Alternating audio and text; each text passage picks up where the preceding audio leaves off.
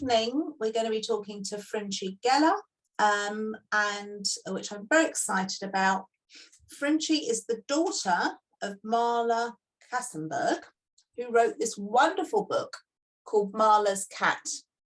Okay, so I read this about a month ago now, and it's still with me. It really is the most incredible story of survival that I've read in a long time. And obviously I read quite a few books, memoirs, and it's just I really highly recommend it to everybody. A really incredible story. But Frimchy is the person we're going to be speaking to this evening. So I'm going to read you a short bio about her. Frimchy is the daughter of 2 Holocaust survivors, so her father was also a survivor. She's the middle child of 5 children, the only one who still lives in the UK, but Frimchy's sister, Bella, is joining us this evening as well from New York. Frimchy is blessed with her own family of 7 grown-up children. And actually, we have to finish by 7 o'clock latest this evening, because Frimchy is going to go off to her grandson's bar mitzvah. And we're very grateful that she's joining us this evening, even though she has other things on. So I'm going to read it in your own words, Frimchy. You said, "My mother always taught us to be givers in whichever community we were to find ourselves, and I tried to follow her philosophy. After training and working for a short time as a legal secretary, I soon retrained as a teacher of children with special educational needs. I first worked in Hasmonean High School in their supportive studies unit, and then went on to help set up 2 special needs units in schools in Stamford Hill. I've just retired after working as special educational needs and disabilities coordinator for a school in Hendon, where I'd been for 17 years. It was always my dream to have my mother's book, Malach's Cat, republished so that it could be read by a worldwide audience. And Penguin Random House has helped that dream come true." We'll talk about that a bit later. Let's let someone else in. So, Frimchy, welcome and thank you for joining us. And would you like to start by telling us about your mother's life during the Holocaust? If I may just preempt that, because I would like to say a thank you to AJR, because when my mother needed some advice anywhere through her life, she always would turn to the AJR, who was there to help her along the way. So I wish to express my thanks to the AJR. I will pass it on, thank you. Okay. So my mother grew up in an Orthodox family in Poland, in a village or a town, as she liked to call it, called Tarnogrod. Tarnogrod was a town, or shall we say a village, 30 to 50 miles south of Lublin.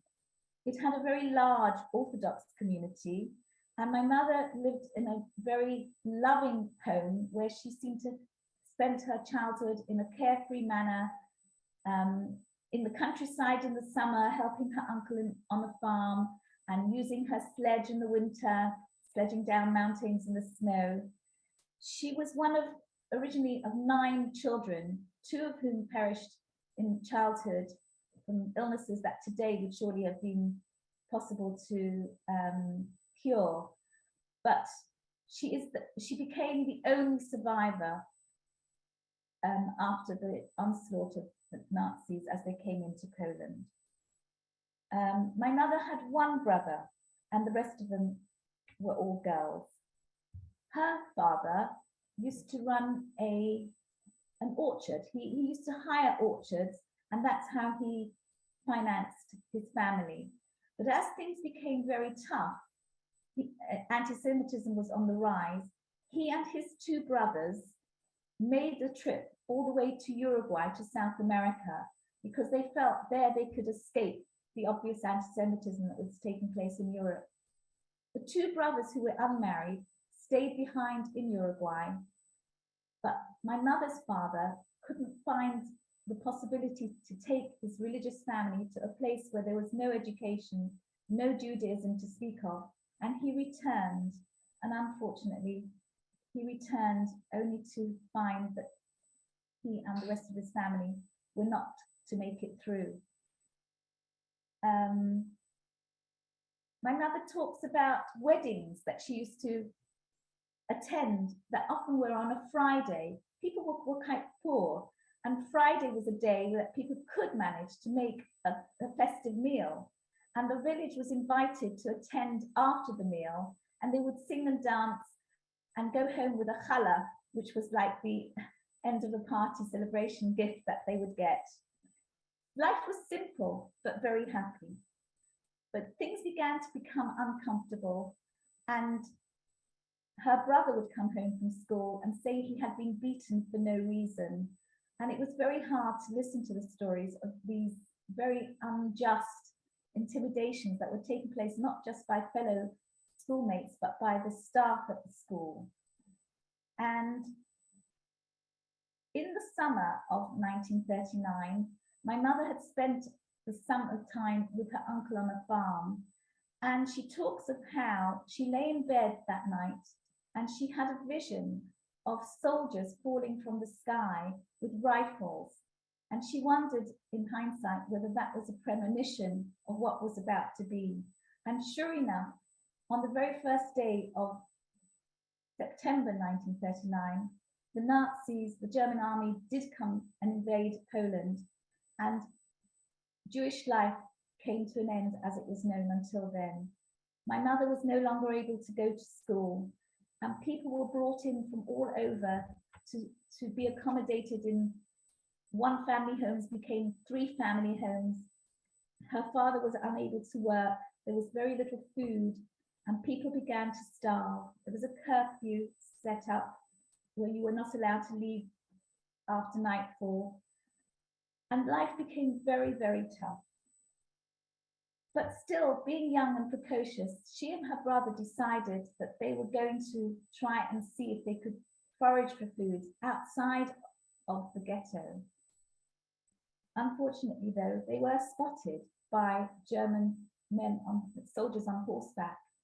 And as was the case with so many, if they were outside, for no reason other than not being allowed outside after nightfall, the soldiers took aim and shot at both my mother and her only brother, and they both fell.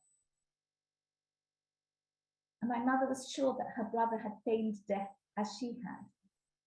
But unfortunately, as she rose when the soldiers went away, it was very unusual that they didn't come to check their prey.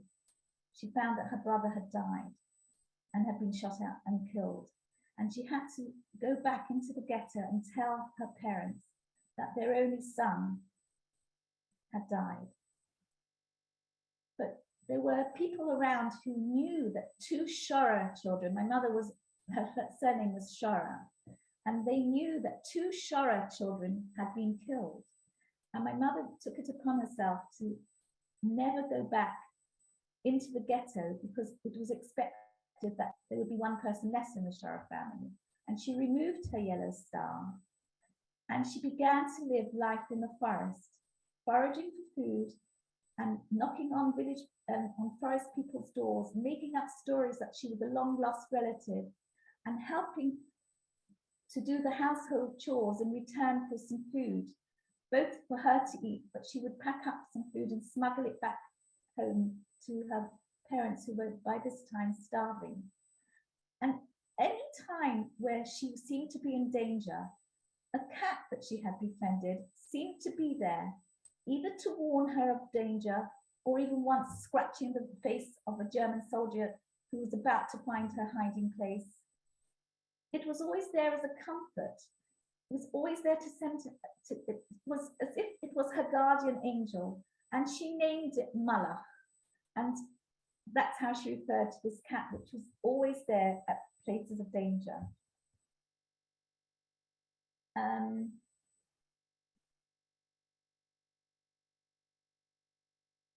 I'm just trying to think what else I could say. I don't think this is so well clearly mentioned in the book, but there was a point at which my mother couldn't bear to see how her dear grandfather, whom she highly respected, her dear parents whom she loved, her siblings who were starving and dying and people dying around her. So she and her sister decided if there were 2 mouths less to feed, the family would be better off. And so she, together with her sister, they decided that they're going to pray the Yom Kippur davening, the prayers that one says on Yom Kippur, and also before one dies, one says these prayers. They put on the one clean dress that they had, and they went to the border of the ghetto under the guards' lookout, and they threw stones and they made noises, hoping that the guard would actually hear them and take his gun and shoot them. But for some reason, the guard never did. And they had to go back to the family home only to be admonished by their mother and keep quiet about what their intention had been. I found that very moving. Another time she hid in a haystack, and the neighboring farmer whose haystack it was not known to be a friend of the Jews, but the Germans who were hunting for Jews came with their pitchforks and were going into one haystack after another. And my mother knew that had she stayed hiding in the haystack, she would be killed or at least very badly injured. And she ran out of the haystack and she flung her arms around the farmer and she said, just say to him, I can't remember if she said, say I'm your daughter or a friend of your daughter. Now, under different circumstances, this farmer would have just said, no, this is a Jewish child, because the Germans paid good money for denouncing Jews. But somehow or other, he just turned to the Germans and said, this is my friend of my daughter, and she was saved. She went from house to house in the forest. She hid in ditches. She learned how to forage for foods and recognize what foods were edible and which foods were not. When people gave her shelter, very often as she left and another person recognized the fact that these people were harboring a Jewish girl, the soldier would come, and to my mother's horror, her saviors were shot. And again, I'm not able to explain to you so well how this cat was always there, always sensing danger, always warning my mother of danger. And it came to a point where my mother could no longer hide, and she was confronted by German soldiers, and she had to say who she was. She must have looked totally disheveled, wearing a coat that had been lent to her, shoes that were totally not for her, hair disheveled, living in a forest for all this time. And she made up a story. She said she came from a village which she knew had been razed to the ground, and that her name was Stefania Ivkiewicz, a Polish-sounding name, and that she had nowhere to go. And she was directed to go to the labor exchange, which was there to help take Polish slave labor girls for the war effort in Germany. And she was at this labor exchange when, to her horror, she met a girl called Szorer, who knew her from her own town in Tarnogrod. And this Szorer told the German interrogators that my mother was Jewish. Also, my mother said she had done her hair to look presentable. She hadn't seen a mirror all this time, and she made her hair look decent. But also, by doing this hairstyle, she looked Jewish. She was blonde and blue-eyed and was able to pass herself off as a non-Jewish person. But having done her hair in such a pretty way, this girl recognized her. And my mother battled with her and said, no, I'm not Jewish. What makes you think I'm Jewish? Just because you want the coat that I'm wearing now? And this girl, and she protested in front of the German soldiers. And in the end, my mother was able to convince a German interrogator that it was Szorer who was indeed the Jew, and that my mother was Polish, Christian. They interrogated her, and they said, well, if you're Jewish, if you're Christian, say the prayers that one would say each morning.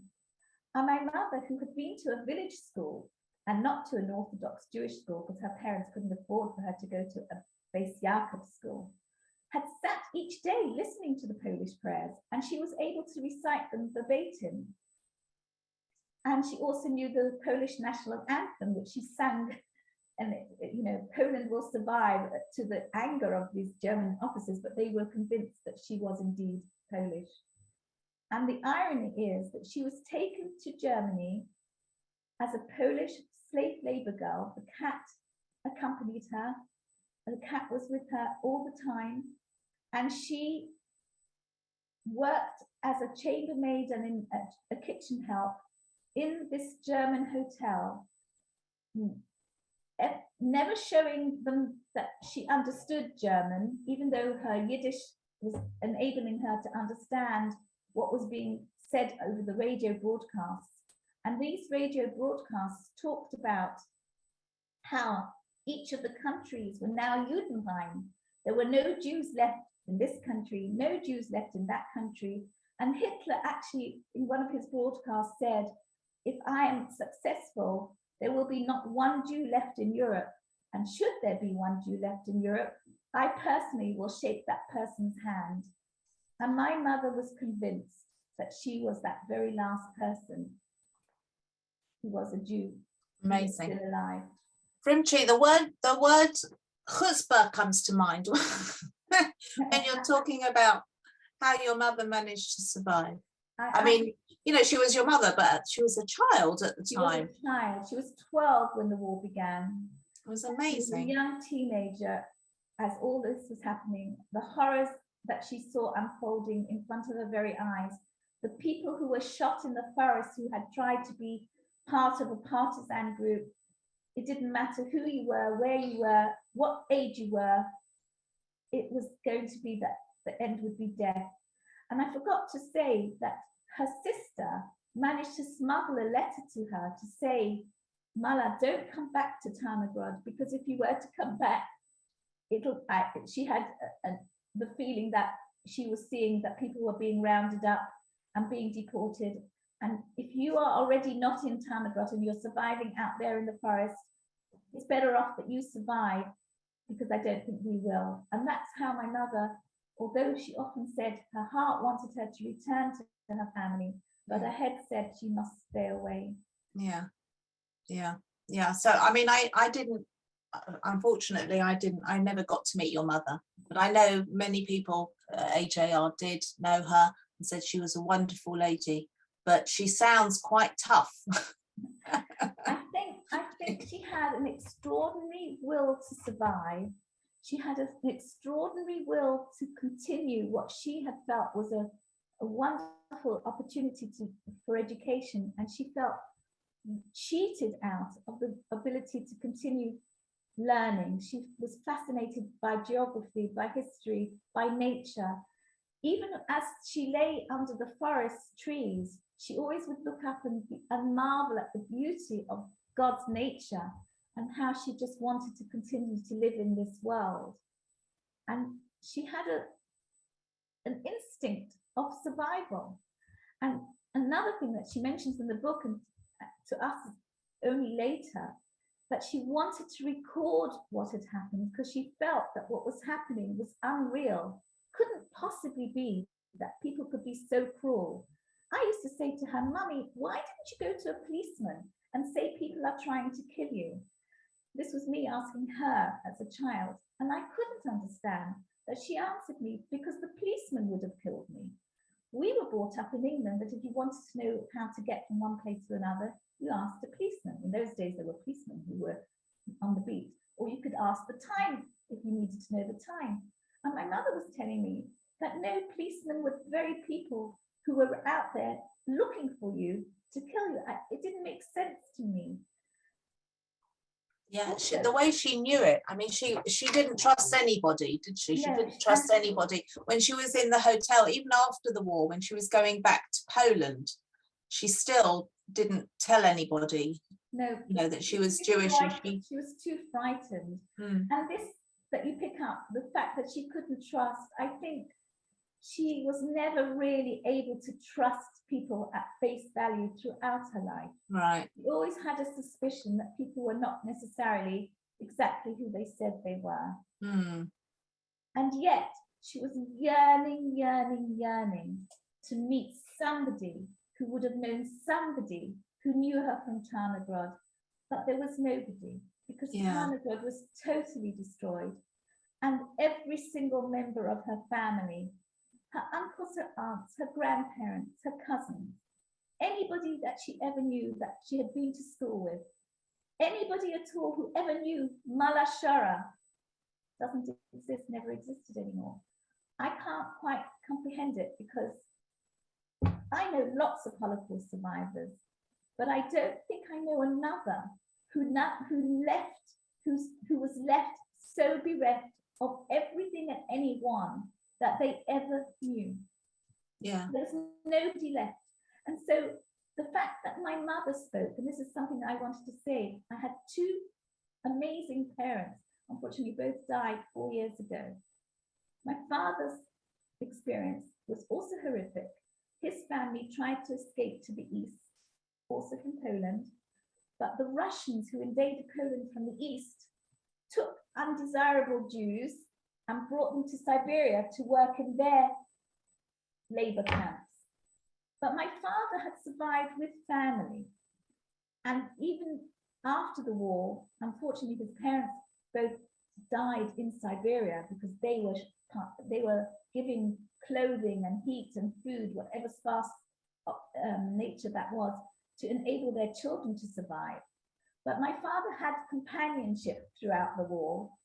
My mother was totally alone, alone in her thoughts, alone from friends, alone from family, and never able to identify herself as to who she was. Yeah. So my mother needed to talk to us as children, whereas my father was silent. My father we never knew about his experiences.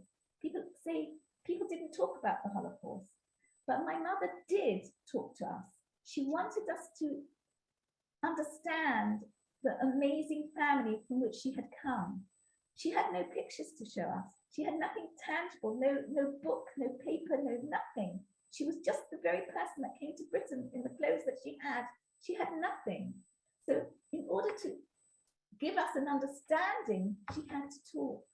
And she often did. Friday night, when she lit the candles on Friday night, she would cry and start to say something about her family.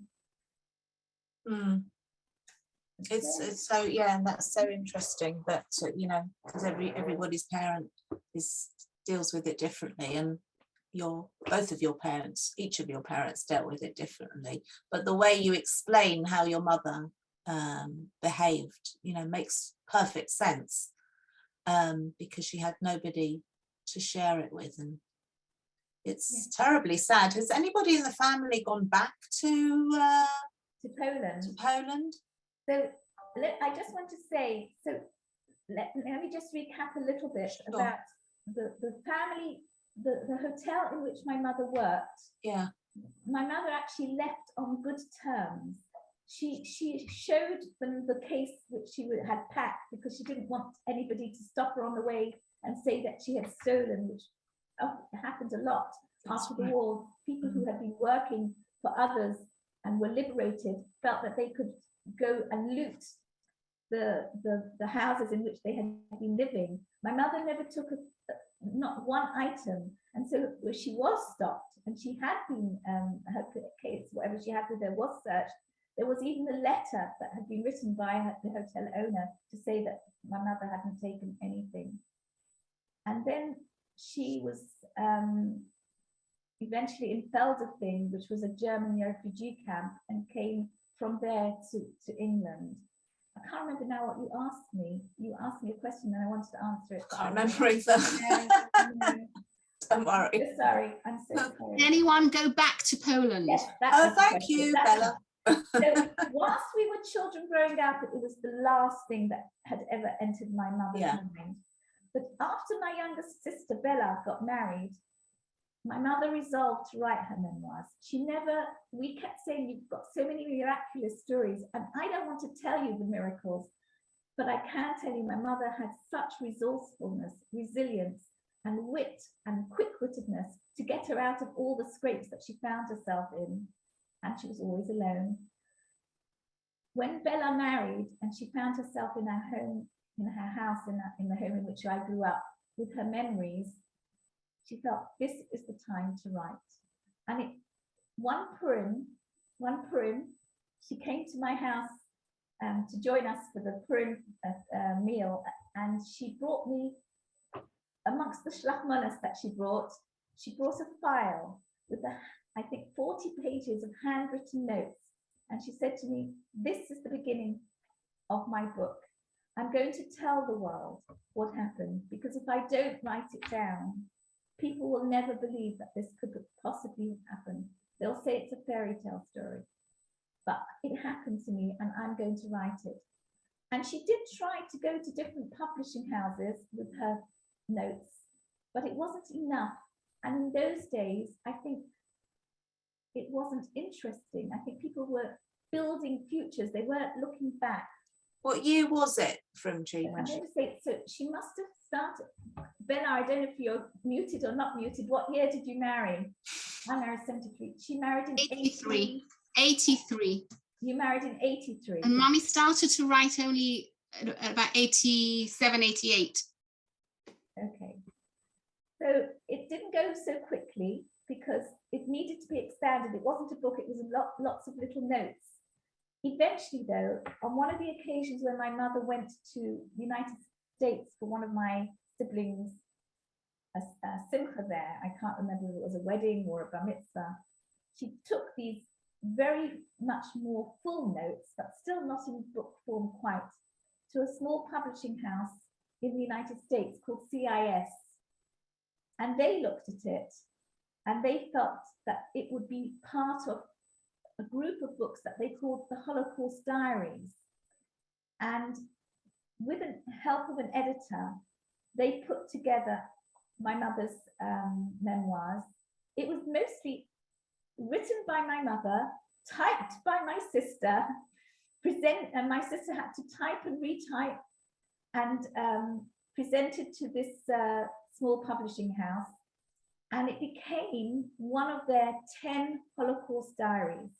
But of the 10 that were published, my mother asked for it to be called No Time for Tears, and the publishing house didn't like it. She then asked for it to be called An Angel by My Side, but there is another book somewhere called An Angel by My Side. And so this publishing house decided to call it Alone in the Forest. When I first heard that, I thought, it's not quite true, because she was alone in the forest for a long period of time, but there was also a long period of time where she was actually in Germany. But as the publisher writes in his foreword, she was always alone. She was always alone, never being able to explain who she was to anyone. And this book became a bestseller in the Orthodox community of New York, and also in the Orthodox community in England. And so wherever I went here in London, I became, oh, your mother is Malach Kacenberg, the one who wrote the book Alone in the Forest. And I would be amazed at how well this book was received. It was published in 1995. And here is the book. Hello, I don't know, it comes out backwards. But it's oh no, it's fine. It's the right way. It's yeah. okay. Yeah. Anyway, and my mother she was very excited that the book had been published, and she inscribed to each of us a little note. And I was in Israel about 15 years ago with my husband, and we were waiting in a restaurant where there were many Hasidic Jews, and it was inappropriate for us to be mixing in line. So I sat at a table while my husband was queuing for some food. And at this table was a very Hasidic woman with two girls with very long plaits, obviously from a Hasidic sect. And I chatted with them, and I said, where are they from? They were from somewhere in the United States. And I said to the girls, I said, do you ever learn about the Holocaust? I don't even know why I was speaking to them like this. I said, do you ever learn about the Holocaust? Or maybe they said they had just come from, not from Yad Vashem, but from Beit Atvatot, which is talking about diaspora. And this girl said, yes, we learn about the Holocaust in America. So I said, have you ever heard of a book called Alone in the Forest? And the girl went bright red as a tomato, goes into her bag and brings out my mother's book. And I was gobsmacked. And she said to me that they learn it as part of their Holocaust education, and that she was fascinated by the book. And my sister will tell you that it's used as a reader in many schools, or at least a few schools in New York at least, as part of their Holocaust education. But time has gone on, and CIS no longer exists as a publishing house. And so although I have a book which is inscribed by my mother, and my children all have a book inscribed by my mother, the grandchildren want to have a book. And schools and people who I know in the street always ask me, why can't we get hold of your mother's book anymore? I said, it doesn't exist anymore. It's out of print, and the publisher doesn't exist. And 2 years ago, I was being asked by my grandchildren, oh, can we not have it? Is there no way you can get a book? We must have a book. We want to have a book of our own. And my husband happened to be in hospital, and he was with a drip, half comatose, and he goes to me, Frimchy, you know you always want to have the book republished.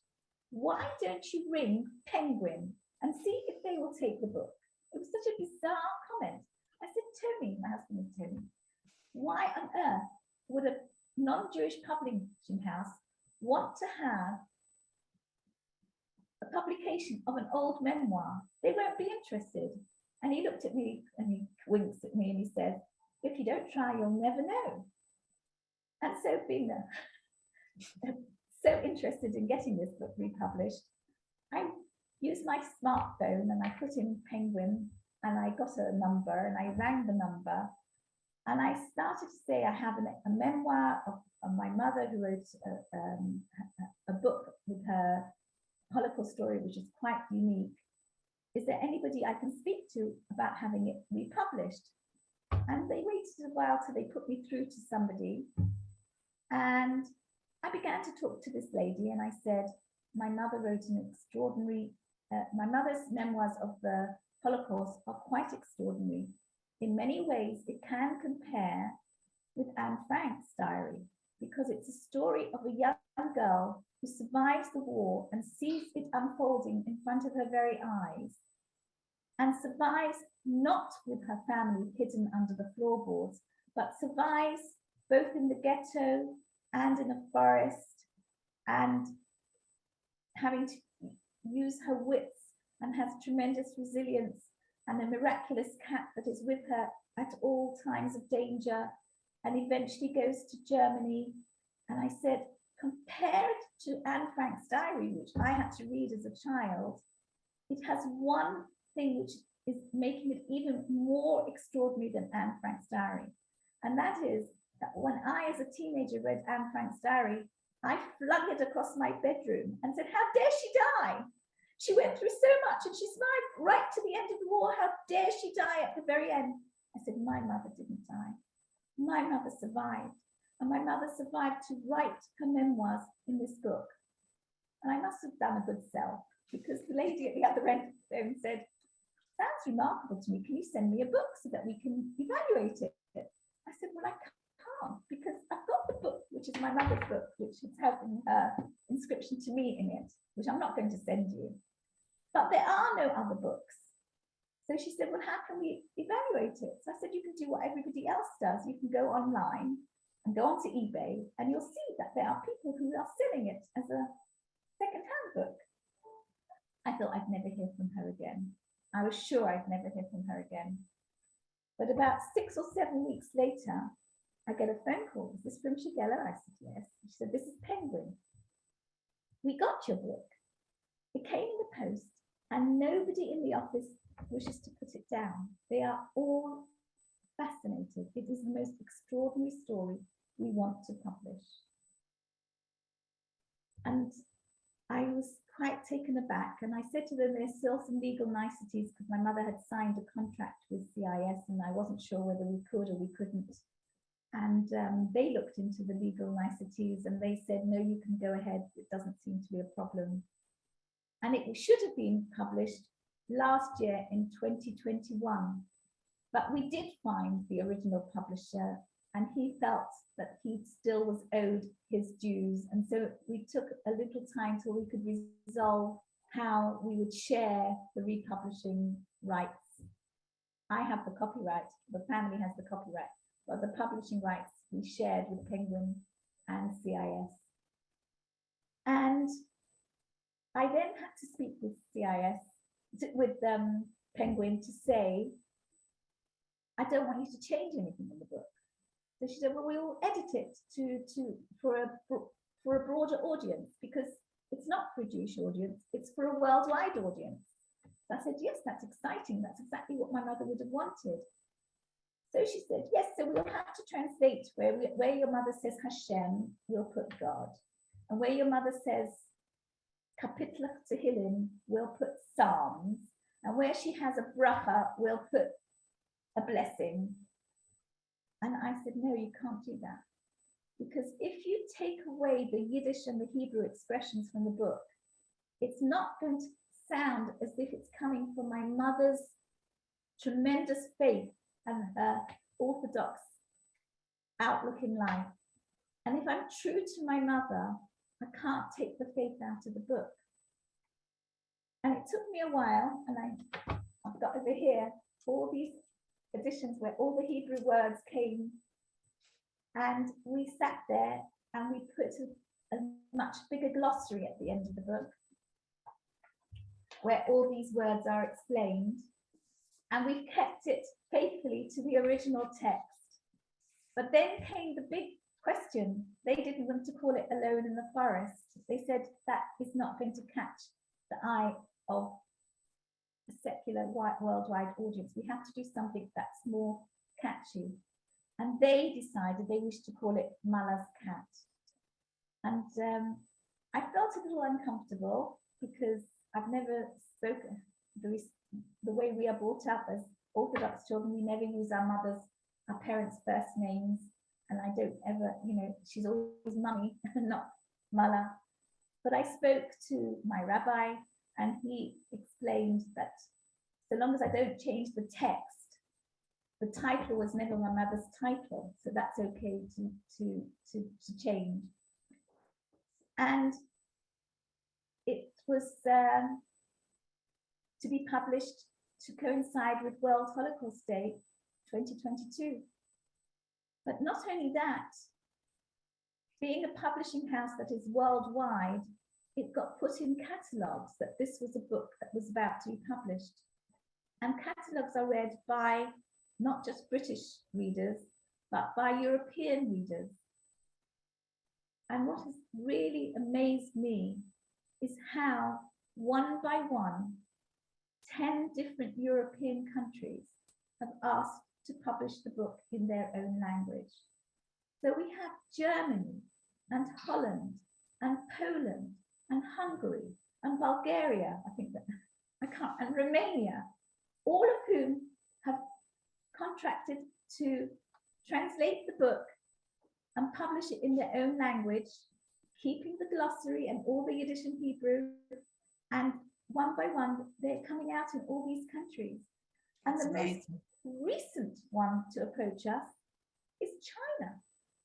I cannot believe that China is also going to publish the book in Chinese. I don't know how you write that in Chinese. That's amazing. Congratulations. It's such an achievement. I'm so happy for you.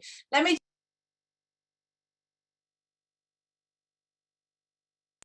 someone muted me.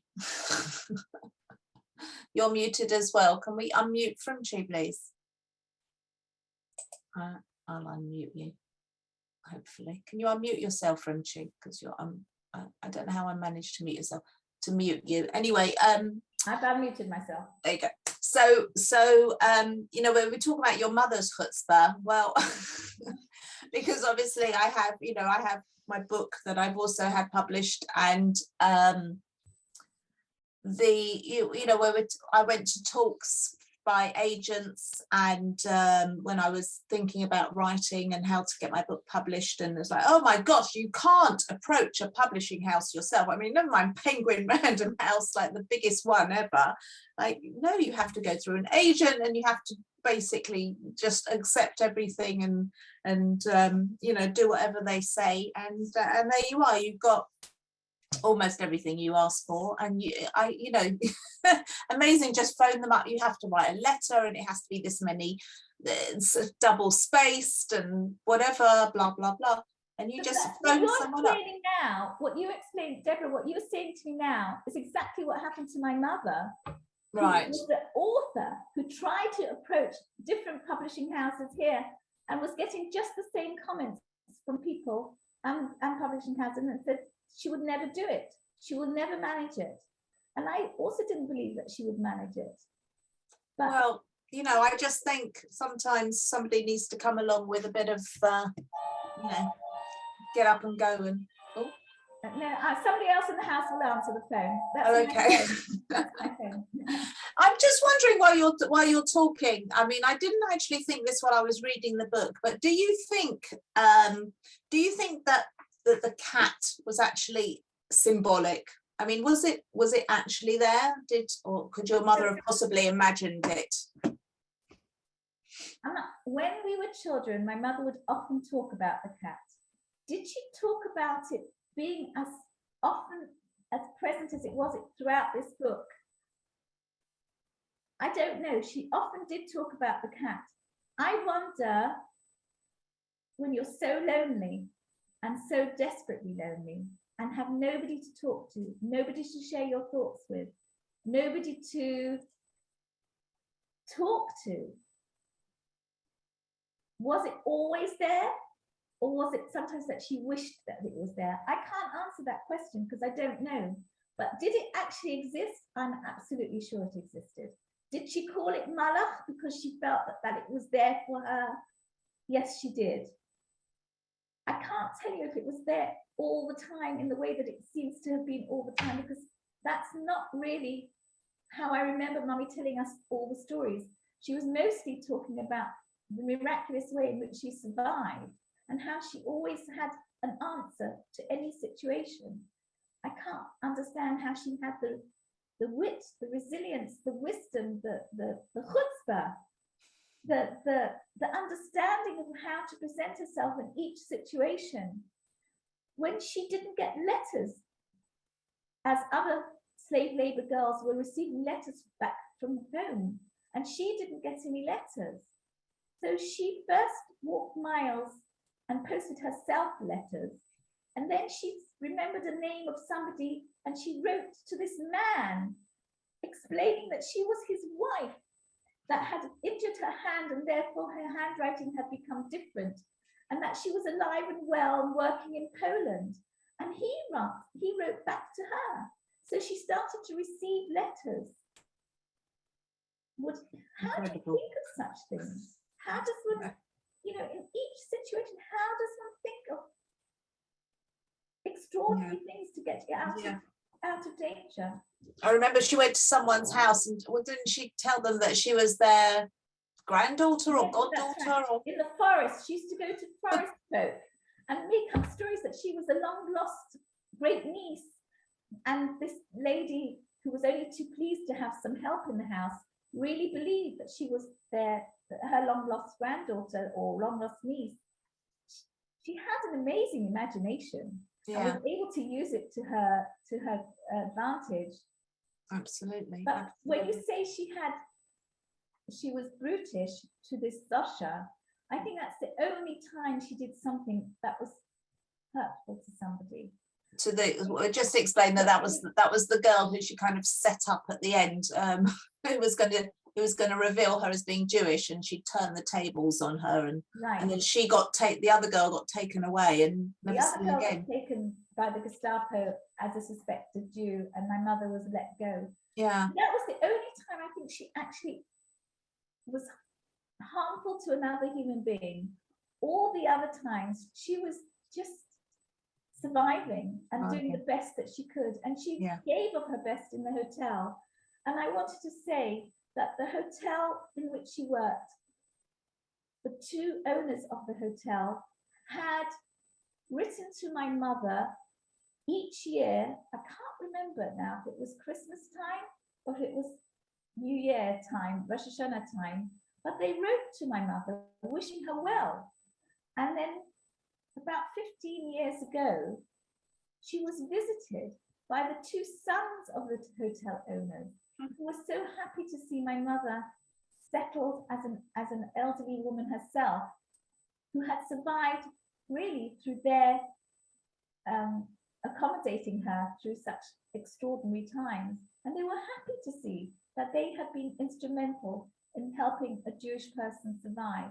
Well, that's very generous of you. I feel that if they hadn't, she would have found someone else or somewhere else to survive. And that's not, you know, she did it. It was her, really. It was her. But what I'm trying to say is that she didn't leave a bad name there. She wasn't somebody who just did the barest minimum and was, you know, acting as she had to be a home help. She gave of herself totally. Yes, she worked very hard, didn't she? She worked very, very hard. And so hard she worked that at one point where she had been injured in her thumb, but she wasn't given any medical attention, and she was always having to have her hands washing up. This medical attention that was not offered her, in fact, meant that the top of her thumb fell off, and she never had half of her thumb. And it was her right hand, and she was always quite embarrassed to shake people's hands, and she would often put a plaster and something on it. And this was, she said, part of the torture that she had to live through whilst working in Germany. But her face was always beautiful, and her hair was always made beautiful, and she always presented well. Lovely. One last question is about at what sort of age did you tell your children what their grandmother had been through? So it's very hard because my children grew up with their grandmother living quite close by, and it was after she had begun to write her book. So she would speak to them to a certain degree with some of the miraculous stories, but when they asked her, could they read her book, she would always say, when you're a bit older, it's not for now, when you're a bit older. But my oldest children definitely knew that my mother had some terrible background because we didn't have family. We were children that didn't have family. We didn't have anybody. We grew up in our immediate home. We didn't go out to friends on a Shabbos, to a cousin on a Shabbos, or to a grandmother or an uncle and aunt, because we didn't have. And so it was unusual. And I think my children knew as well, because you could sense that something is missing. Yeah. So are any of your grandchildren interested in sort of continuing the legacy? Do they talk about their grandparents' lives or anything like that? They love the ones who knew my mother before she became, the last few years of her life, she suffered dementia, but she was always very sweet in her dementia. They loved my mother and they're fascinated by my mother. And this is why they so wanted me to give them a book.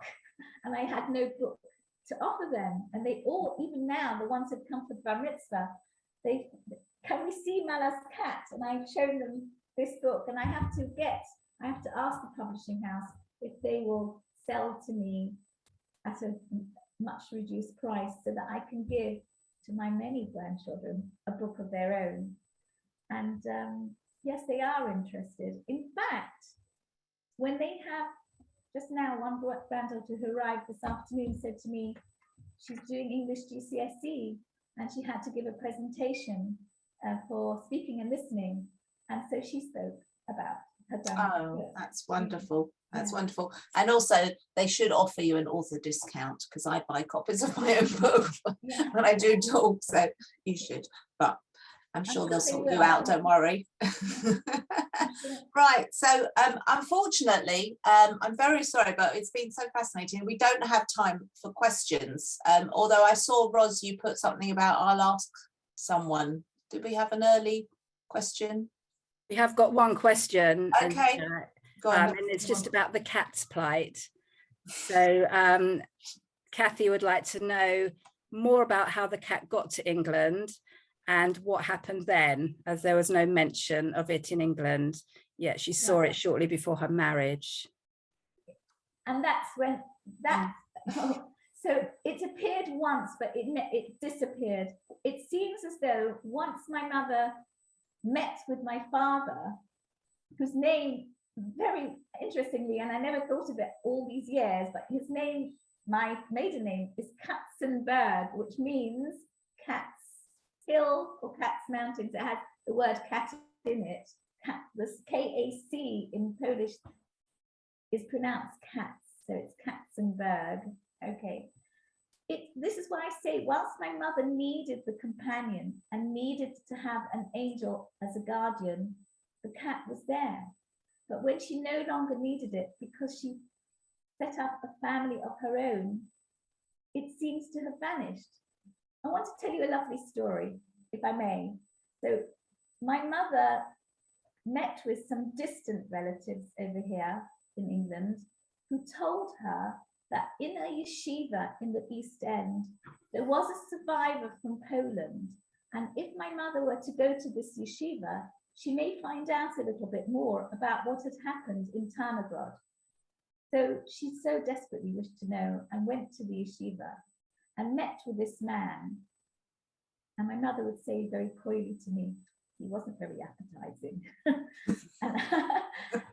But she was quite, well, she was a refugee and had not much money or ability to feed herself at that point. And she must have looked quite thin and possibly in need of some food.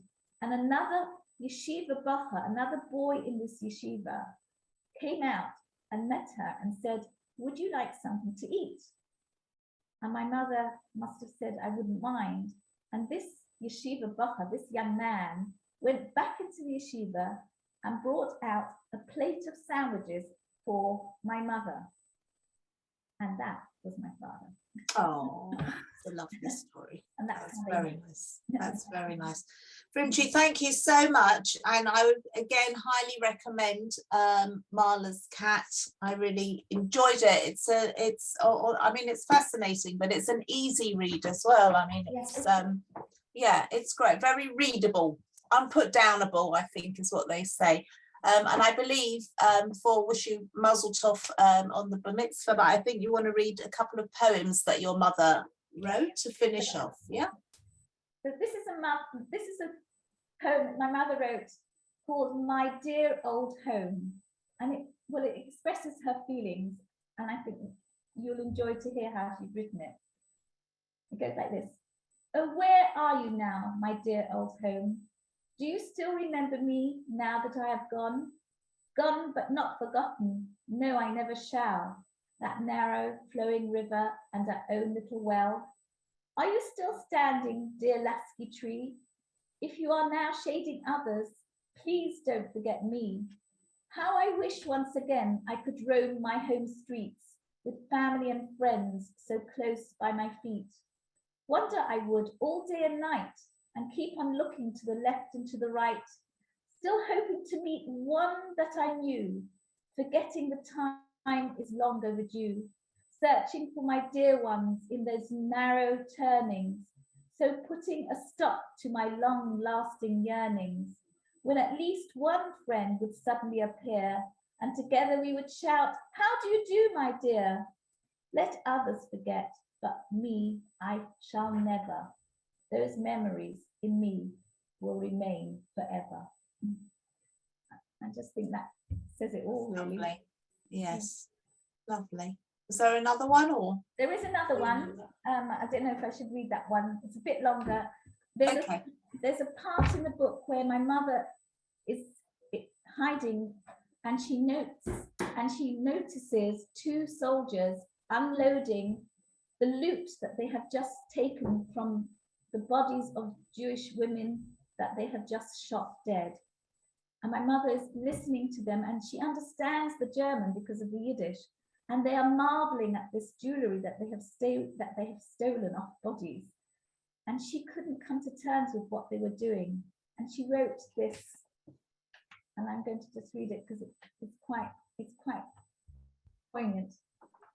Amongst the millions of people, many are generally nice, but some are quite indifferent when others cause so cruel demise. Whilst raging uncontrollably, they change from tame to wild and slaughter millions of people, men, women, and even child. How their loved ones back at home accept their looted treasures when stolen jewels, pictures and garments give them lots of pleasure. Not once do they question, how did you get them, dear? As long as all these precious items are by them very near. As if conscience and compassion belonged only to the past, for they believe that their good fortunes will forever last. Never do they envisage that such a state of affairs could change very fast, that they together with their treasures will surely vanish at last, because all those innocent people in heaven do they pray that their meritorious reckonings will certainly come one day.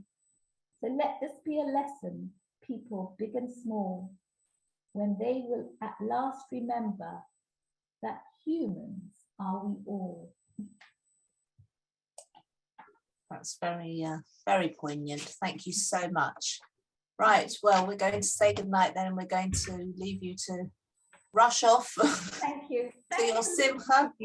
And I want to say that you won't be able to put it down because it's just such an incredible read and written in the eyes of a teenager, and the language is easy to read as well.